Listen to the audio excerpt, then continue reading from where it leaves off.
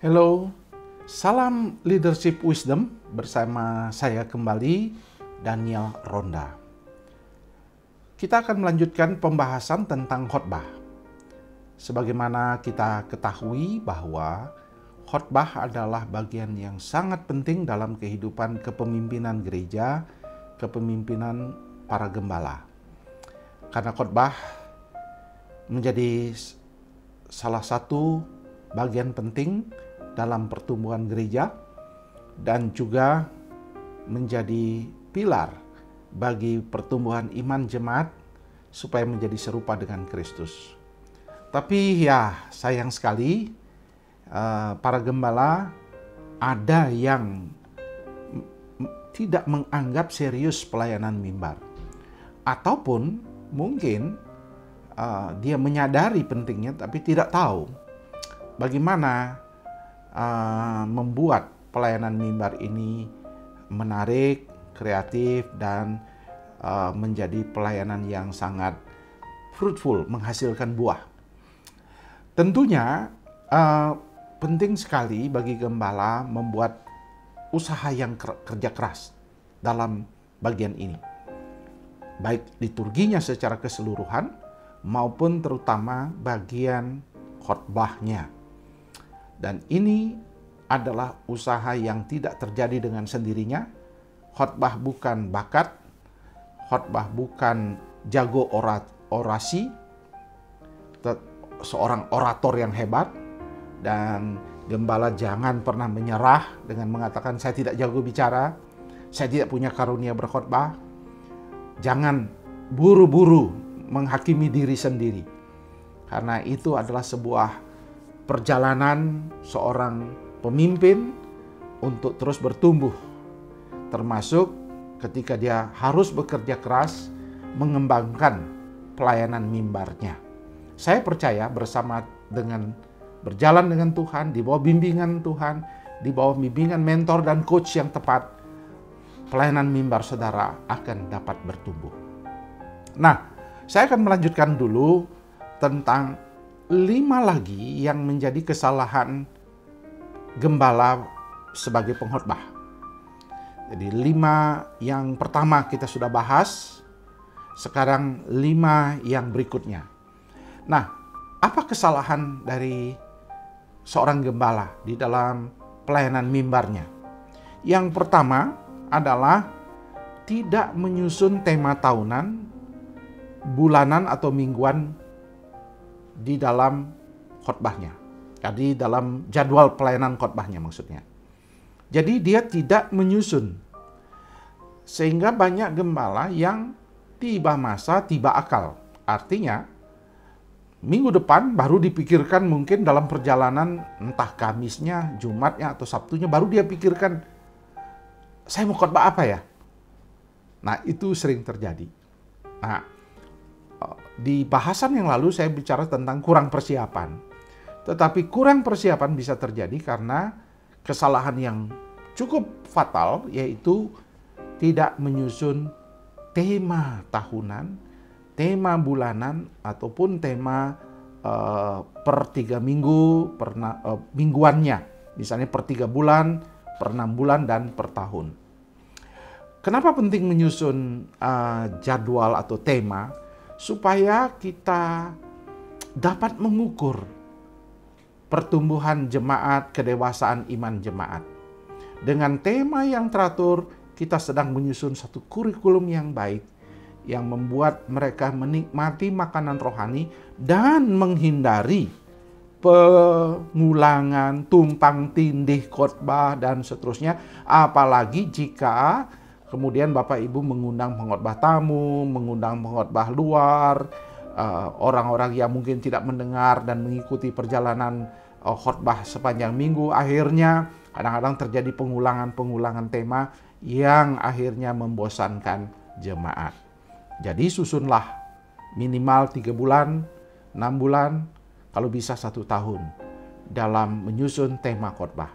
Mungkin pengkhotbahnya saudara karena kesulitan finansial, saudara menyusunnya mungkin nama saudara dulu, lalu menaruh nama pengkhotbah tamu, tapi saudara sudah mempersiapkan. Dan pengkhotbah tamu pun akan rasa senang akan rasa lebih ringan tugasnya kalau saudara sudah bisa menyiapkan tema khotbah dan bahkan menyiapkan teks khotbahnya, bahkan tujuan dari khotbahnya.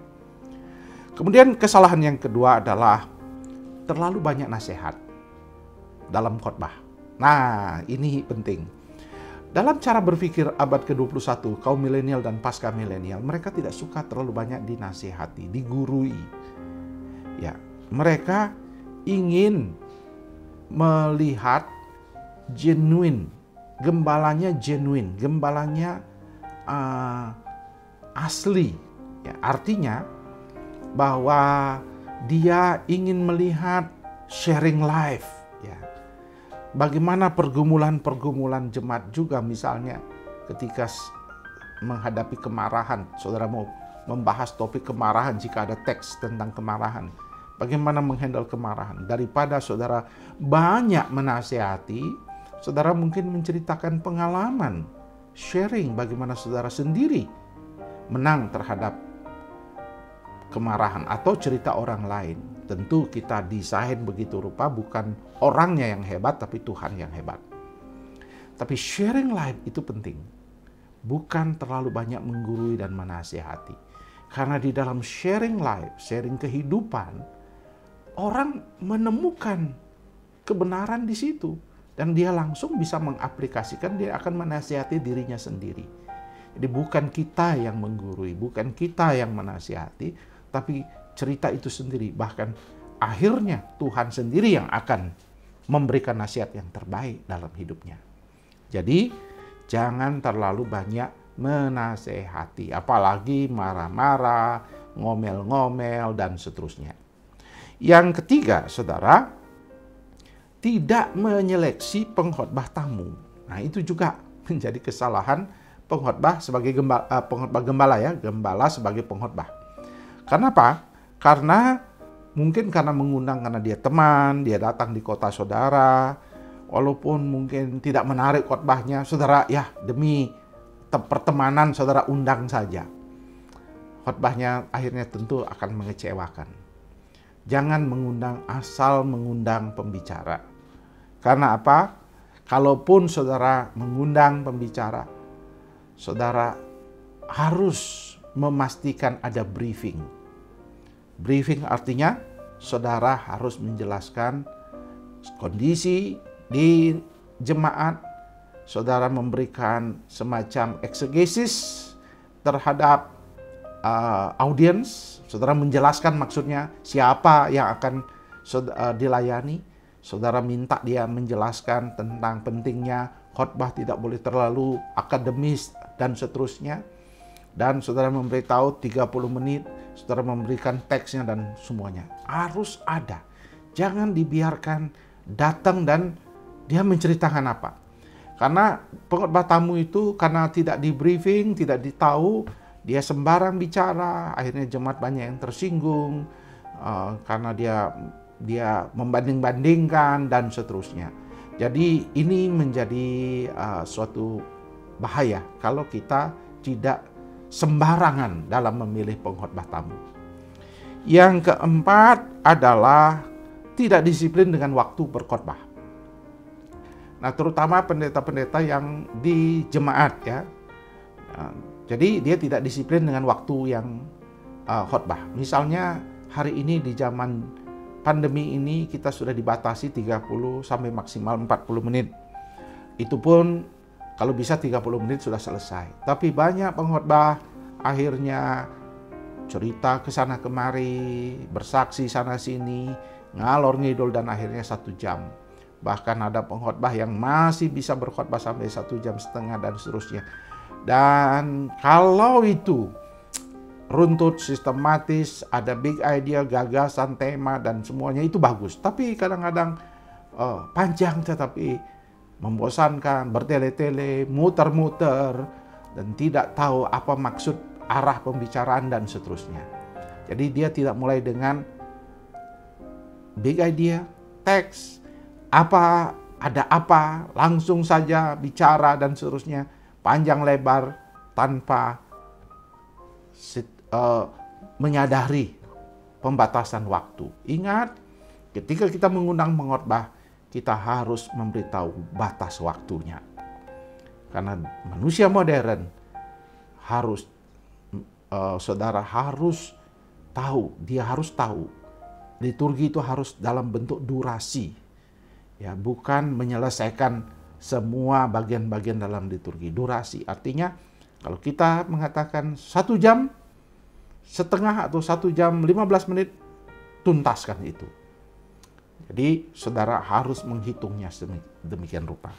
Dan kesalahan yang kelima adalah banyak gembala baper, ya, bawa masalah pribadi, bawa masalah-masalah gosip, rapat ke mimbar.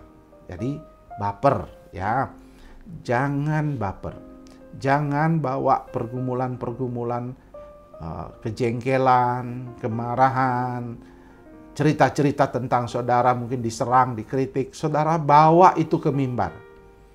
Atau saudara mulai kekurangan, saudara mulai tidak ada kecukupan, saudara mulai komplain, ya, dan seterusnya.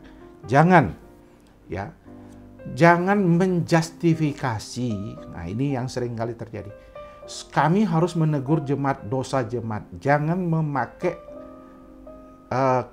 prinsip itu, mengatakan ini dari firman Tuhan, harus berani menegur dosa untuk menyatakan semua sakit hati saudara di mimbar. Jangan menjustifikasi. Jangan seolah-olah itu pembenaran. Ya. Ingat, nabi-nabi itu bukan baper, saudara. Nabi-nabi di Alkitab itu memang Tuhan yang memerintahkan, Tuhan yang menyuruh, Tuhan yang mewahyukan. Sedangkan saudara, kalaupun harus menegur dengan dosa, jelas dosa itu apa. Tapi jangan membawa dan menyinggung soal-soal yang sedang dialami, apalagi soal di rapat dan seterusnya. Jadi jangan baper, ya. Jadi gembala sebagai pengkhotbah harus hati-hati, ya. Jangan membuat kesalahan itu. Nah, bagaimana memperbaikinya? Tentu saya akan menyiapkan YouTube selanjutnya tentang seri khotbah yang berkuasa, dan saudara bisa membaca buku saya yang dapat saudara beli di toko buku Kalam Hidup, khotbah yang berkuasa. Satu hal yang untuk menolong saudara, untuk meningkatkan kemampuan pelayanan mimbar saudara. Ingat, pelayanan mimbar bukan bakat, pelayanan mimbar itu adalah panggilan, anugerah, dan dapat dikembangkan. Kalau saudara berjuang keras mengembangkannya, saya yakin pelayanan mimbar saudara akan semakin hari semakin bermutu. Tuhan memberkati saudara.